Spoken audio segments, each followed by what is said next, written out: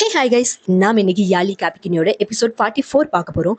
இந்த எபிசோடோட ஸ்டார்டிங் சீனில் உனக்கும் அவளுக்கும் இருந்த ரிலேஷன்ஷிப் பற்றி அவள் இப்போ தான் சொன்னா. அது உண்மையா? அதை நான் உன் வாயால் கேட்டு தெரிஞ்சுக்கணும்னு ஆசைப்பட்றேன் அப்படிங்கிற மாதிரி இவன் கேட்குறா. இவன் கோவம் வந்து ஸ்டார்டிங்கில் கத்துறான். அதுக்கு நீ தயவு செஞ்சு மழுப்பாத, எனக்கு உண்மையை மட்டும் சொல்லு, உண்மையா இல்லையா அப்படின்னு சொல்லி கேட்பா. உண்மைதான், ஆனால் இவ சொல்கிறத நீ அடுத்த முழுசாக நம்பிடாத. இது அத்தனைக்கும் காரணம் இஃபா கட்டுன்னு இவ சொன்னாலா உன்கிட்ட?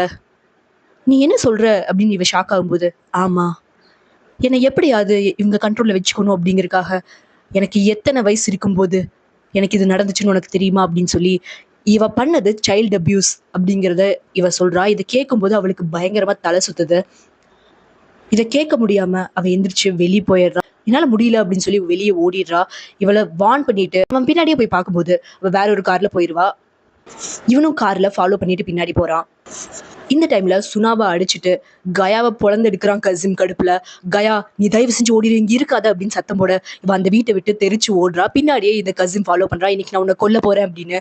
இவங்க ரெண்டு பேர்த்து பின்னாடி கயாவும் ஓடி வரான். இவ பார்க்ல போய் எப்படியோ ஒளிஞ்சுக்கிறா. பட் அந்த இடத்துல கசிம் வந்து இவளை கண்டுபிடிச்சிடுறா. இவ கழுத்தை பிடிச்சு நெரிக்கும் போது அங்க வர கயா இவளை தள்ளி விட்டு காப்பாத்தும் போது அவன் கையில வச்சிருந்த கத்தியை வச்சு அவனை கொல்ல ட்ரை பண்ணுவான். ரெண்டு பேத்துக்குள்ள பயங்கரமா போயிட்டு இருக்கும்போது, அப்பா ப்ளீஸ் அவன் எதுவும் பண்ணிடாதீங்க, அவனும் நானும் கல்யாணம் பண்ணிக்க போறோம், அவன் என்ன உண்மையாலுமே லவ் பண்றான் அப்படின்னு சொல்லி இவ கத்துறா. அப்பதான் நீ என்ன சொல்ற அப்படின்னு சொல்லி இவ கேட்பா. ஆமா, அவனும் நானும் லவ் பண்றோம், அவன் என்ன கல்யாணம் பண்ணிக்க போறான் அப்படின்னு சொல்லி இவ சொல்லும்போது அவ சொல்றது உண்மையா கயான்னு இவன் கேட்பா. ஆமா ஆமா, நானும் அவளும் கல்யாணம் பண்ணிக்க போறோம், நான் உண்மையாலுமே தான் சொல்றேன் அப்படின்னு சொல்லி இவ சொன்னதுதான் ஓகே, இதை நம்ம இப்படியே விடக்கூடாது அப்படின்னு சொல்லி அப்படிங்கிற முடிவுக்கு இவன் வரான். அந்த டைம்ல அவளை பிடிச்சி அவட்ட பேச ஆரம்பிக்கிறான் ஃபெரித். இங்க பாரு, தயவு செஞ்சு இந்த டாபிக் க்ளோஸ் பண்ணிரு, நம்ம லைஃப்ல நிறைய ப்ராப்ளம் நடந்துச்சு, இதுக்கு மேல இது வேண்டாம் அப்படிங்கிற மாதிரி சொல்றா. என் மனசுல என் தலையில 1008 கேள்வி ஓடிட்டு இருக்கு, நான் என்ன பண்ணணும்? எல்லாத்தையும் அப்படியே மறந்துரு அப்படிங்கிறா. நமக்கு கல்யாணம் ஆன அப்புறம் கூட இதெல்லாம் நடந்துச்சா அப்படின்னு கேட்பா. இல்ல, கண்டிப்பா இல்ல, இதெல்லாம் சொல்றதுக்கு அவனுக்கு வாய் கூசுது. பட் இல்ல, கண்டிப்பா இல்ல, என் லைஃப்ல நீ வந்ததுக்கு அப்புறம் எந்த தப்புமே நடக்கல அப்படின்னு சொல்லி இவன் சொல்றான். அதுக்கப்புறம் தான் அவ கொஞ்சம் நார்மலாகி எனக்கு ஒரு கால் வருது, இந்த மாதிரி வீட்டுல நடந்த பிரச்சனைகள் பத்தி சொல்றான். சீக்கிரம் வீட்டுக்கு போலான்னு ரெண்டு பேரும் வீட்டுக்கு கிளம்பி வராங்க. இந்த டைம்ல இந்த நியூ கிட் சுல்தானை மீட் பண்றா. பரவாயில்ல, நான் சொன்ன மாதிரியே செஞ்சுட்டேன், ஆனா ஒண்ணு பாக்கி இருக்கு. இஃப் கட் டவுன் இந்த டேப்லெட்டை கொடுக்க சொன்னா அப்படிங்கறத நீ ஏன் சொல்லவே இல்லை? இதை மட்டும் விட்டுட்டு பாத்தியா, அதனால எனக்கு இன்னும் ஒரு வேலை நீ செய்ய வேண்டியது இருக்குது. அதுக்கப்புறம் உன்னோட பாஸ்போர்ட் விசா எல்லாத்தையும் நான் தந்துறேன், நீ எங்கேயும் போறியோ போய்க்கோ, உனக்கான பணத்தை நான் அனுப்பி வச்சிடறேன் அப்படிங்கிற மாதிரி சொல்றா. சரி ஓகேன்னு இந்த சுல்தானும் ஓகே சொல்லிடுறா. இவன் நேரா இவங்க ரெண்டு பேத்தையும் கூட்டிட்டு வருது தாத்தா கிட்டதான். என்ன தைரியம் இருந்தா என்கிட்ட கேட்காம உள்ள வருவேன் அப்படின்னு சொல்லி தாத்தா கேட்க, உன் பேரன் பண்ண வேலைக்கு நான் பெர்மிஷன் இல்லாம உள்ள வந்ததா உனக்கு குறையா போச்சா? உன் பேரை என் பொண்ணை தனியா ரூம்ல கூட்டிட்டு போய் பேசிட்டு இருக்கான், கையும் களவுமா இன்னைக்கு மாட்டினாங்க, ரெண்டு பேருக்கும் சீக்கிரம் கல்யாணம் நடந்தே ஆகணும், இது மரியாதை சம்பந்தப்பட்ட விஷயம், இதை நான் இப்படியே விட முடியாது, எனக்கு மான மரியாதை இருக்கு அப்படின்னு சொல்லி அவன் கண்டபடி பேசுறான். தாத்தாக்கு என்ன சொல்றதுன்னே தெரியல. இஃப் கட் அது உண்மையா, கயா இது உண்மையா அப்படின்னு சொல்லி கேட்கும்போது ஆமா அப்படின்னு அவன் சொன்னதுமே தாத்தாக்கு தலையே சுத்துது. என்ன பண்றது தெரியாம முதல்ல எல்லாரும் வெளியே போங்க அப்படின்றாரு. வெளியே வந்ததுமே கோவத்தை இவன் அடிச்சிருவான். அதை பார்த்து கயா திருப்பி கை வைக்க போகும்போது, நீ எல்லாம் ஒரு ஆம்பளையா, ஒரு பொம்பளை இப்படி அடிக்கிறியே அப்படின்னு சொல்லி கேட்பான்.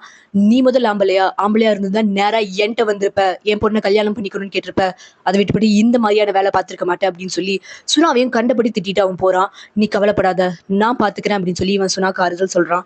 இந்த டைம்ல இவங்க ரெண்டு பேரும் இவங்களோட அங்கிள் வீட்டுக்கு வராங்க. உள்ள வரப்போ அவ ரொம்ப தெளிவா சொல்லி கூட்டிட்டு போறா. உனக்கு ஞாபகம் இருக்குல்ல அப்படின்னு கேட்கும்போது, ஞாபகம் இருக்கா, இந்த குழந்தையோட அப்பா அப்ராட்ல இருக்காங்க, ஒர்க் காரணமா வர முடியல, சீக்கிரமா வந்து உங்களை பாப்பாரு அப்படிங்கிற மாதிரி நான் சொல்லிக்கிறேன் அப்படிங்கிறா. அதிகமா எதுவும் பேசாத, அவன் கண்ணை பாத்துறாத, அமைதியா இரு, எது நடந்தாலும் நான் பாத்துக்கிறேன், கொஞ்ச நாள்ல இவன் எல்லாத்தையும் புரிஞ்சுக்கிட்டு காமாயிருவான், அது வரைக்கும் நீ அமைதியா இரு அப்படிங்கிற மாதிரி அட்வைஸ் பண்ணி இவன் உள்ள கூட்டிட்டு போறா. உள்ள போனதுமே அவனுக்கு ஷாக் ஆகுது. உனக்கு எப்ப கல்யாணம் ஆச்சு, நீ எப்ப பிரெக்னென்ட் ஆன, இப்ப குழந்தை வேற பிறக்க போகுது, இவன் என் தங்கச்சி பொண்ணு கல்யாணத்தை பத்தி கூட நீ என்கிட்ட சொல்லவே இல்லை, இதெல்லாம் நான் ஒண்ணு அப்புறம் பேசிக்கிறேன், முதல்ல உள்ள வாங்க அப்படின்னு சொல்லி வெல்கம் பண்றான். இவங்க ரெண்டு பேர்த்து மூஞ்சி மாறுது, என்ன பண்றதுன்னு தெரியாம. சைரன் உள்ள வர டைம்ல தான் இவங்க ரெண்டு பேர் கீழே இறங்கி வராங்க. அப்ப இவ, அக்கா நீ ஓகே இல்ல, என்னாச்சு, நீ ஓகே அப்படின்னு கேட்கும்போது, நான் இப்பதான் ரொம்ப ஓகேயா இருக்கேன் அப்படிங்கிற மாதிரி சொல்லுவா. ஃபெரித் உடனே இதுக்கெல்லாம் நீ தானடா காரணம் அப்படிங்கிற மாதிரி ஃபெரித் வந்து கயா மேல எல்லா பள்ளியும் போடுவான். உடனே இவ அவளுக்குள்ள இருந்த இத்தனை நாள் கோபத்தை வெளியே கொண்டு வரா. நீ என்ன நினைச்ச, உன்னோட பெர்மிஷனோட தான் நான் எல்லாமே பண்ணணுமா, இல்ல அவன் பண்ணணுமா, அவன் ஒன்னும் உன்ன மாதிரி கிடையாது அப்படிங்கிற மாதிரி கயாவை சப்போர்ட் பண்ணி ஃபெரித்தை ரொம்பவே வெறுத்து பேசுறா. ஏன்னா அவ ரொம்பவே டென்ஷன்ல இருக்கா, என்ன பண்றதுன்னு தெரியாம. அப்போ ஃபெரித், நல்ல வேலை அபி தப்பிச்சான், இப்படிப்பட்ட உன்னை கல்யாணம் பண்ணாம இருந்ததுதான் அவன் லைஃப்ல பண்ண பெரிய நல்லது, மித்த யாரும் சொல்லி தெரியறதுக்கு முன்னாடி நான் சொல்லி அவனுக்கு இது தெரியட்டும்னு சொல்லி இவன் அபியை பார்க்க போயிடுறான். இவட்ட வந்து தனியா பேசும்போது எனக்கு தெரியல, இது ஏன் நடந்துச்சுன்னு எனக்கு தெரியல, இந்த இஃப்கட் வேற ஏதோ சொன்னா, இதெல்லாம் எப்படி நடந்துச்சுன்னு கூட எனக்கு தெரியல, எனக்கு புரியல, எனக்கு என்ன பண்றதுன்னே தெரியலன்னு இவ ரொம்ப புலம்புறா. நீ இப்ப என்ன சொன்ன, இஃப்கட் தானே, அவதான் இது எல்லாத்துக்கும் காரணம், அவ விரிக்கிற வலையில நீ விழுந்துடாத, இந்த கல்யாணம் வேண்டாம் அப்படிங்கிற மாதிரி சொல்றா.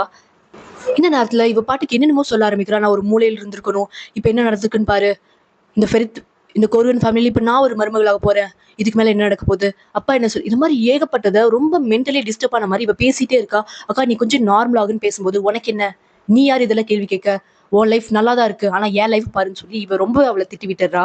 அவட்ட பேசிட்டு இவ நேரா வந்து இவ்கிட்ட பார்த்து, என் அக்காவோட என் அக்காவோட லைஃப்ல நீ நிறைய இன்டர்ஃபியர் ஆயிருக்குன்னு தெரிஞ்சது, உன்னை பத்தி முழு உண்மையை நான் இப்பதான் தெரிஞ்சுக்கிட்டேன், இதுக்கு மேல என் அக்கா லைஃப்ல எதுவும் பண்ண முடியாது உன்னால, ஏன்னா நான் இருக்கேன் அவளுக்காக, நீ என்ன பண்ண முடியும்னு நான் பாத்துறேன் அப்படின்னு சொல்லி இவ சுல்தான்கிட்ட பேசினதை சொல்லிட்டு திட்டிட்டு அங்கிருந்து போறா. இவன் நேரம் அதுக்கப்புறம் கால் பண்றது சுல்தானுக்கு தான். என்னை பத்தி மறந்துட்டியா அப்படின்னு கேட்டதுக்கு, உங்களை பத்தி நான் எதுக்கு நினைச்சிட்டு இருக்கணும் அப்படிங்கிற மாதிரி இவ ரொம்ப திமிரா பேசிட்டு போன் வைக்கிறா. பார்த்தா இவ வீடியோ ரெக்கார்டிங்ல இருக்கா. அதை எடுக்கிறது தைலன் அப்படிங்கிற இதுக்கு முன்னாடி இவங்க கிட்ட பிரச்சனை பண்ண அந்த போட்டோகிராஃபர். இது எல்லாத்தையும் பண்ண வைக்கிறது நியூகேட். இந்த உண்மையெல்லாம் தெரிஞ்சுக்கிட்டு அபி பயங்கரமா குடிக்கிறான். அவன் எப்படியோ சமாதானப்படுத்தி வெளியே கூட்டிட்டு வரலான்னு வரப்போ அந்த இடத்துல இந்த தைலனை இவன் பாக்குறான். தைலன் ரொம்பவே வம்பிழுக்கிற மாதிரி பேசிட்டு அவனை வெளியே கூட்டிட்டு போய், நாளைக்கு ஒரு நியூஸ் போட போறேன் இங்க பாரு அப்படின்னு சொல்லி இந்த சுல்தான் பேசின வீடியோவை இவன் காட்டுறான். காட்டி வீட்டு வேலைக்காரியோட தொடர்புல இருந்த கோர்ஹன் ஃபேமிலி பேரன் அப்படின்னு சொல்லி போட போறேன், எப்படி இருக்கு என்னோடது அப்படின்னு சொல்லி கேட்கறான். பட் அதுக்கு ஃபிரித் எதுவுமே பண்ணல. ரொம்ப நல்லா இருக்கு, நாளைக்கே போஸ்ட் பண்றேன், இன்னைக்கே அந்த நியூஸ் போடு அப்படிங்கிற மாதிரி அட்வைஸ் பண்ணிட்டு போறான். இவன் நார்மலா பேசுறான் அப்படிங்கறத தெரிஞ்சுக்கிட்டு இவன் கடுப்பாயி, நான் இஃப்கட் கேட்டதா சொல்லு அப்படின்ட்டு போறான். இதுல ஃபெரித் இஃப்கட்டுக்கும் இதுக்கும் சம்மந்தம் இருக்கு அப்படின்னு நினைச்சிட்டு இஃப்கட் கிட்ட போறான். இந்த டைம்ல வீட்டுல இவங்க பேச ஆரம்பிக்கிறாங்க. உன் புருஷன் எங்க இருக்கான், உனக்கு எப்ப கல்யாணம் நடந்துச்சு, எவ்வளவு மாசம் ஆச்சு அப்படி இப்படின்னு எல்லாம் கேட்க ஆரம்பிக்கிறான். இவன் புருஷன் ரொம்ப நல்லா இருக்கான், அவன் கொஞ்சம் வெளியே இருக்கான், கொஞ்ச நாள்ல வந்துருவான் அப்படிங்கிறான். சரி ஓகே, எப்ப மேரேஜ் ஆச்சு அப்படின்னு சொல்லி கேட்பா. மேரேஜ் ஆகல, இவளுக்கு இன்னும் கல்யாணம் ஆகல அப்படின்னு இவன் சொன்னதுமே இவன் பயங்கரமா சிரிக்கிறான். சிரிச்சுட்டு இங்க வா பக்கத்துலன்னு சொல்லி கூப்பிட்டு பலார்னு ஒரு அறை விடுறான்.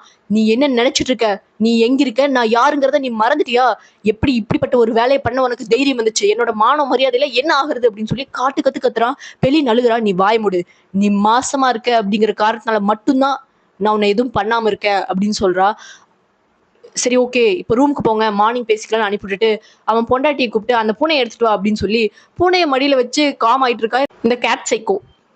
ரூம்க்கு வந்து பெரிய ரொம்பவே ஃபீல் பண்றா, அழுகுறா. அவளை சமாதானப்படுத்துறதுக்காக இந்த பைரல் அவ எடுத்து வச்சிருந்த போட்டோவை காட்டுறா. இங்க பாரு, நீ ஒன்றும் கவலைப்படாத, இதெல்லாம் நான் தான் அரேஞ்ச் பண்ணேன், இதை பத்தி ஃபெரித்துக்கு சுத்தமா ஞாபகம் இருக்காது, நீ தான் சொன்னேல அந்த சைரன் உன்னை ரொம்ப கடுப்பேத்திருக்கான்னு, இதுக்கு மேல அவளை நம்ம கடுப்பேத்தலாம், அதுக்காக தான் இதை நான் பண்ணேன், இதெல்லாம் உனக்காக தான் அப்படிங்கிற மாதிரி சொல்றா. பயவுல இதை கேட்டு சந்தோஷமாகுது. வீட்டுக்கு வர நியூகேட் கிட்ட இந்த கோவத்தில் இருக்க இவன் உண்மை சொல்றான்.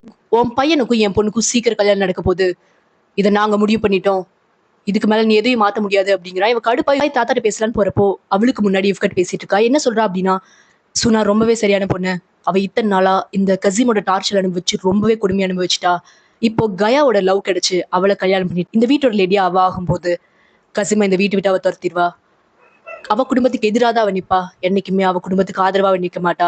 அவளை வச்சு நம்ம நினைக்கிற அத்தனையும் சாதிச்சுக்க முடியும், மூத்த பேர குழந்தையும் அவளால மட்டும்தான் இந்த குடும்பத்துக்கு கொடுக்க முடியும் அப்படிங்கிற மாதிரி தாத்தா மண்டை இவ கழுவிட்டு இருக்கும்போது அங்க நியூகேட் வரா. இங்க என்ன நடக்குது, இங்க இதெல்லாம் நடக்காது அப்படிங்கிற மாதிரி இவ சொல்லும்போது, இல்ல இதெல்லாம் முடிவு பண்ணியாச்சு, இதுக்கு மேல எதையும் நிறுத்த முடியாது அப்படின்னு தாத்தா சொல்லிடுறாரு. இஃப்கட் சிரிக்கிறா. இப்படி பேசி முடிச்சுட்டு வெளியே வரும்போது, இப்படி பண்ணாத, என்னால என்ன வேணாலும் பண்ண முடியும் அப்படிங்கிறா. உன்னால என்ன பண்ண முடியுமோ பண்ணிக்கோ அப்படிங்கிற மாதிரி இவ சொல்லும்போது, நான் உன்னை இந்த லைஃப்ல இருந்து கீழே தள்ளி விடுவேன் பாத்துக்கோ அப்படிங்கிற மாதிரி இவன் மிரட்டிட்டு போறா. இவன் போய் எவ்வளவு தூரம் கயாட்ட பேசுவா. இல்ல இதெல்லாம் நம்மளுக்கு செட் ஆகுது, நம்ம எதுக்கு இங்க வந்திருக்கோம் அப்படிங்கிறது நீ மறந்துட்டியா, வேண்டாம் இந்த கல்யாணத்தை நாளைக்கே போய் நிறுத்திடு, நீ வேண்டாம்னு சொன்னா தாத்தா நிப்பாட்டிடுவாரு அப்படின்னு சொல்றான். இல்ல எனக்கு சுனாவை பிடிச்சிருக்கு, நான் அவளை தான் கல்யாணம் பண்ணுவேன், இந்த கேம் இதெல்லாம் எதுலையுமே அவ இல்ல, எனக்கு பர்சனலா அவ பிடிச்சிருக்கு, நான் அவளை தான் கல்யாணம் பண்ணிடுவேன் அப்படின்னு சொல்லி இவன் ரொம்ப ஸ்ட்ராங்கா சொன்னதுமே இவளால எதுவுமே பண்ண முடியல. இப்படியே நைட் ஆக சுனா வந்து கயா கிட்ட பேசுறா. இங்க பாரு, அப்பா அந்த மூமெண்ட்ல கத்தி வச்சு நின்னதும் என்னால என்ன சொல்றதுன்னு தெரியல, அவர் எப்படியாவது நார்மல் பண்றதுக்காக நான் அந்த வார்த்தையை சொல்லிட்டேன், இது என்னோட தப்பு, நான் காலையில இது எல்லாத்தையுமே மாத்திடுறேன், நீ என்ன கல்யாணம் பண்ணிக்கணும்னு எந்த அவசியமும் கிடையாது, இதை இப்படியே மறந்துரு அப்படிங்கிற மாதிரி இவ சொல்லிட்டு கிளம்பும்போது, நில்லு, நான் சொன்னது பொய் இல்ல, எனக்கு உன்னை கல்யாணம் பண்ணிக்கணும், நான் உன்னை லவ் பண்றேன் அப்படின்னு சொல்லி இவன் கிஸ் பண்றான். அவளுக்கு என்ன சொல்றதுன்னே தெரியல. இல்ல இதெல்லாம் வேண்டாம், இல்ல எனக்கு நீ வேணும், நான் உன்னதான் கல்யாணம் பண்ணுவேன் அப்படின்னு சொல்லி ஸ்ட்ராங்கா சொல்லும்போது அவளால என்ன சொல்றதுன்னே தெரியல. இவங்க இப்படி பேசிட்டு இருக்கும்போது ரொம்பவே குடிச்சு குடிபோதையில இருக்கிற அபியை கூட்டிட்டு போறாங்க. இத பாக்குற அவளுக்கு கஷ்டமா இருக்கு. பட் எதுவுமே சொல்ல முடியல. மேல வர ஃபெரித் நேரா போய் இஃப்கட்ட தான் பாக்குறா. இந்த மாதிரி அந்த ஜெர்னலிஸ்ட் வந்தான். சுல்தான் ஏதோ பேசி வீடியோ குடுத்திருக்கா. அதை இவன் காட்டி நாளைக்கு பப்ளிஷ் பண்ணிருவேன் அப்படிங்கிறான். அண்ட் உங்களுக்கு இதுக்கு சம்மந்தம் இருக்கு. அவன் உங்க பேரை தான் சொன்னான் அப்படிங்கிறான். நீ என்ன சொல்ற அப்படின்னு சொல்லி அவ ஷாக் ஆகும்போது, இதை எப்படியாவது நீங்க தான் சரி பண்ணணும் அப்படின்ட்டு அவன் போறான். இஃப்கட் பயங்கர கில்லாடியாச்சே. அவன் சொன்ன வேர்டிங்ஸ் வச்சு இதுக்கும் நியூகிட்க்கும் சம்மந்தம் இருக்கு அப்படிங்கறத புரிஞ்சுக்கிறா. நேரா வந்து அவளோட கழுத்தை நெரிச்சு, இதை நீ தான் சரி பண்ணி ஆகணும். இதை நீ பண்ணல அப்படின்னா நான் உன்னை கொன்றுவேன் அப்படிங்கிற மாதிரி இவன் மிரட்டுவா. சரி சரி ஃபோன் எடு, போ போ அந்த ஃபோன் எடுத்துட்டு வா, நான் அவனுக்கு இப்பயே கூப்பிட்டு சொல்றேன் அப்படின்பா. சரின்னு ஃபோன் எடுத்து கொடுத்தா, ஐயோ நான் ஒரு விஷயம் மறந்துட்டேன். இந்த சுனாக்கும் கயாக்கும் வேற கல்யாணம் ஆக போகுதுல்ல, அது எனக்கு பிடிக்கல. அதை நீ நிப்பாட்டு, நான் அந்த ரிப்போர்ட்டரை பாத்துக்கிறேன் அப்படிங்கிற மாதிரி இவ வார்ன் பண்றா. இவ்வளவு வேற வழி இல்லாம நேரா போய் கயாட்ட பேசுறா. இங்க பாரு, இந்த கேம்லாம் வேண்டாம், சுனா அவனுக்கு சரிப்பட்டு வர மாட்டா, அவளை கல்யாணம் பண்ண வேண்டாம் அப்படிங்கிற மாதிரி சொல்றா. நீங்க என்ன நினைச்சீங்க, நான் இந்த கேமுக்காக பிரச்சனை பண்ணணுங்கிறதுக்காக அவளை கல்யாணம் பண்ணணும்னு நினைச்சா? நான் சுனாவை உண்மையாலுமே கல்யாணம் பண்ணணும்னு நினைக்கிறேன். இனி யார் சொன்னாலும் நான் பேக் அடிக்க போறது இல்ல, எனக்கும் அவளுக்கு கல்யாணம் நடந்தே தீரும் அப்படின்னு சொல்லி இவ சொல்றா. இப்படியே அடுத்த நாள் காலையில எந்திரிக்கிற செய்யறன் கிட்ட இவன் எல்லா உண்மையும் சொல்லும்போது, அவ ஸ்டார்டிங்ல பயந்தாலும் கவலைப்படாத, எல்லா உண்மையும் தெரிஞ்சது, எல்லா உண்மையும் எனக்கு முன்னாடியே தெரியும், நான் உன் கூட இருக்கேன், நீ எதுக்கும் பயப்படாத அப்படிங்கிறா. நேரா அபி இவனும் போய் அந்த ரிப்போர்ட்டரை பிடிச்சிட்டு வரலாம் அப்படின்னு பிளான் பண்றாங்க. காலையில விடிஞ்சதுமே இந்த அங்கிள் இவங்க 2 பேத்துக்கும் ஒரு சட்டத்திட்டம் போடுறான். என்ன சொல்றான் அப்படின்னா, பெலின் எக்காரணத்தை கொண்டு இந்த வீட்டை விட்டு வெளியே போகவே கூடாது. ஒருவேளை நீ வெளியே போற அப்படின்னா என்னோட அடியாள் உன் கூடவே வருவான். இந்த காலை நேரத்துல பெலினும் பைரலும் ரெடி ஆகி, நாங்க ரொம்ப செய்யறேன்னு மிஸ் பண்றோம், அவளை போய் பார்த்துட்டு வந்துடுறோம் அப்படின்னு சொல்லி சொல்றாங்க. அங்கிள் கேட்டா என்ன பண்றது, அங்கிள் தான் வெளியே போயிருக்காருல்ல, அவர் வரக்குள்ள நாங்க வந்துருவோம் அப்படின்னு சொல்லிட்டு இவங்க 2 பேரும் வெளியே போறாங்க. இவங்க 2 பேரும் நேரா போய் அந்த ரிப்போர்ட்டரை பிடிச்சிடுறானுங்க. இதே டைம்ல செய்ரன் உட்கார்ந்து இருந்த டேபிள்ல யாரோ ஒரு போட்டோ வைக்கிறாங்க. அந்த போட்டோல இவன் பப்ல ஒரு பொண்ணு கிஸ் பண்ணிருப்பான்ல, அந்த போட்டோ இருக்கு. இதை பார்த்து அவ பயங்கரமா அழுகிறா. அங்க இருக்கிற ஒவ்வொருத்தட்டி கெஞ்சுறா, இந்த போட்டோவை யார் இங்க வச்சீங்க அப்படின்னு சொல்லி அழுகிறா. அவளால முடியல. இதெல்லாம் பார்த்து பெலின் பயங்கரமா சிரிச்சு சந்தோஷப்படுறா. அந்த நேரத்துல இவ ஹேண்ட் கீ கொடுத்து கண்ணை தொடச்சுக்கோங்க, அழுகாதீங்க அப்படின்னு ரொம்ப நல்ல மாதிரி இவளுக்கும் எதுக்கும் சம்மந்தம் இல்லாத மாதிரி பேசுறா. இதே டைம்ல நியூ கேட்ட தாத்தா அவசரமா ரூமுக்கு வர சொல்றாரு. நியூ கேட் உள்ள போய் பார்த்தா அந்த ரிப்போர்ட்டர், இஃப்கட் அண்ட் ஃபெரித் 3 பேரும் தாத்தா முன்னாடி நிக்கிறாங்க. இதுக்கப்புறம் என்ன நடக்கும் நெக்ஸ்ட் எபிசோட்ல பார்க்கலாம். தேங்க்ஸ் ஃபார் வாட்சிங் ஃப்ரெண்ட்ஸ். Bye by.